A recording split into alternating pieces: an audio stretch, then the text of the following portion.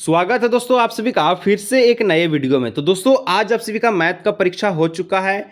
चलिए हम लोग जानते हैं कि 30 में से कितना एमसीक्यू क्वेश्चंस आप लोग सही कीजिए और उसका परफेक्ट आंसर को देखते हैं। ठीक है, जो क्वेश्चन बताएं दोस्तों उसमें से अधिकतर क्वेश्चन आप सभी का मैथ में फंस चुका है। सबसे पहला नंबर 500 ठीक है 5005 का भाज्य गुणनखंड पूछा जो कि 2023 का पीवाईक्यू था, जो मैं आपको बताया था, जो कि इसका आंसर ऑप्शन नंबर सी हो जाएगा 5 गुने 7 गुने 11 गुने 13। ठीक है, इसके बाद 2 नंबर आपसे पूछा था कि दोस्तों दो क्रमागत धनात्मक पूर्णांक का एचसीएफ आपको कितना बताए थे, एक बताए थे, तो इसका ऑप्शन नंबर बी भी हो जाएगा 1 नंबर करेक्ट आंसर।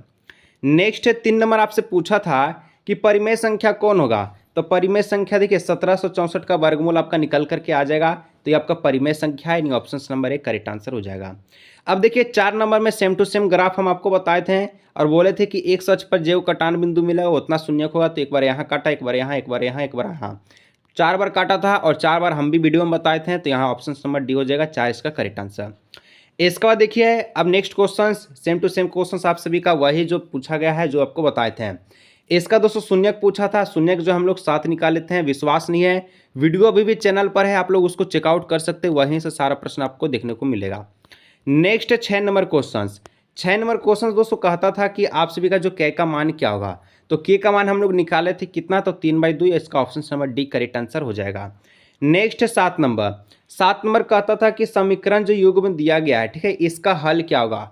हम आपको क्या किए थे, सारा प्रश्न निकाले थे, ऐसे निकाले थे 2x + y = 6 और 5x - y = 1। सेम प्रश्न डालते बोले थे इसका प्लस कर लीजिएगा, इसको काट लीजिएगा, 5 2 7x हो जाएगा, इधर भी 7x हो जाएगा, 7x बराबर आप सभी का 7 हो जाएगा। x का मान 1 था और हम लोग जो पहला समीकरण में x का मान निकले रखे तो y का मान कितना निकल कर आया था, तो आपका 4 निकल कर आया था। ये सारा प्रश्न बताया हुआ, तो ऑप्शन नंबर बी को सही मारिए, बढ़िए आप लोग 8 नंबर की हो। ठीक है, सारा प्रश्न बताए हैं। इंग्लिश का वीडियो अपलोड होने वाला 30 एमसीक्यू क्वेश्चन जो बताएंगे वही आपका पेपर में छपेगा।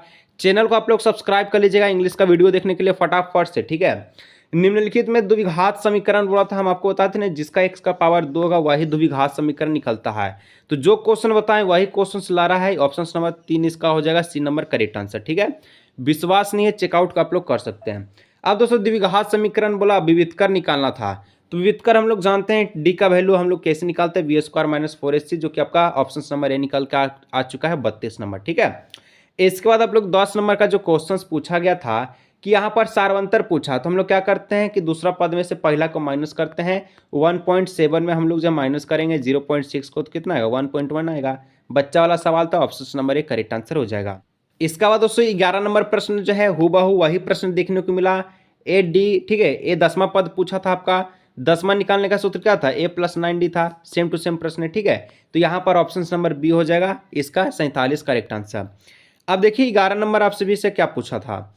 11 नंबर कहा था दोस्तों, यहाँ पर हम लोग देख चुके हैं। ठीक है, 12 नंबर आपसे कहा था कि बिंदु निकालना है, इसके बीच की दूरी कितनी होगी। तो इसका बीच का जो दूरी हो दोस्तों ये आपका 5 निकल करके आएगा, यानी option number C correct answer हो जाएगा।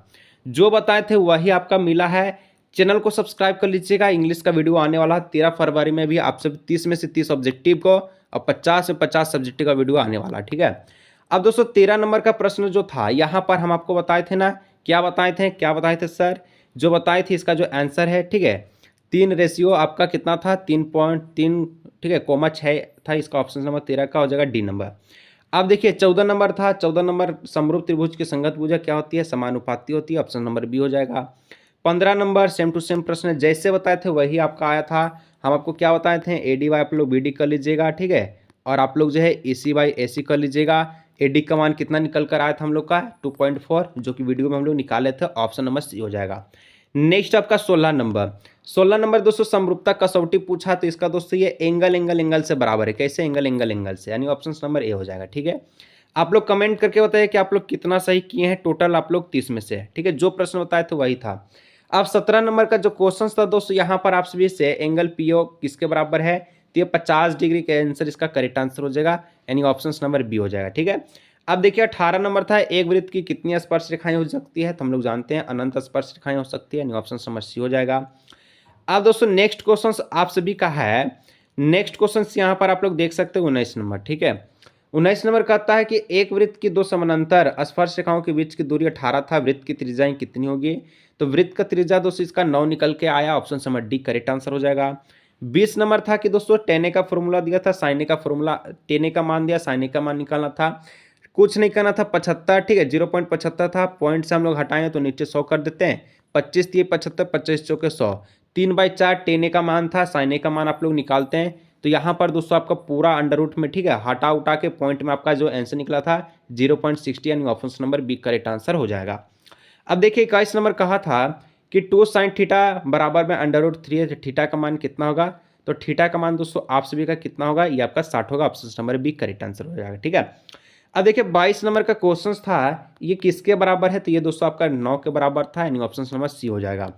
अब नेक्स्ट आपका 23 नंबर, 23 नंबर का दोस्तों इस प्रकार से सवाल पूछा था, a + b का मान कितना था? तो ये आपका 90 निकल करके आया, यहाँ पर option number D correct answer हो जाएगा।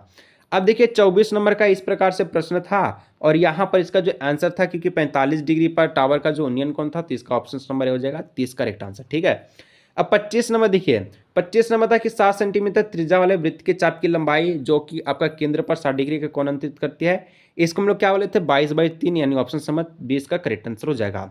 26 नंबर है कि केंद्र कोण और इस प्रकार से दिया गया वृत्तखंड का त्रिज्या का क्षेत्रफल कितना होगा? तो 154 होगा, यानी ऑप्शन नंबर बी हो जाएगा। अब देखिए आपका 27 नंबर, ठीक है, 27 नंबर दोस्तों शंकु का ऊंचाई दिया था, उसके आधार का व्यास दिया, शंकु का तिर्यक ऊंचाई पूछा था। तिर्यक ऊंचाई जो हम लोग निकाले थे वो आपका 13 निकल कर आया था, यानी ऑप्शन नंबर ए हो जाएगा। अब देखिए आपका 28 नंबर, 28 नंबर का था इस प्रकार से दिया गया था, आपका कुल पृष्ठीय क्षेत्रफल पूछा था, जो कि आपका 126 आ जाएगा, सॉरी आपका जो है 90 निकल करके आ जाएगा इसका आंसर। ठीक है, अब नेक्स्ट क्वेश्चन बताते हैं 29 नंबर।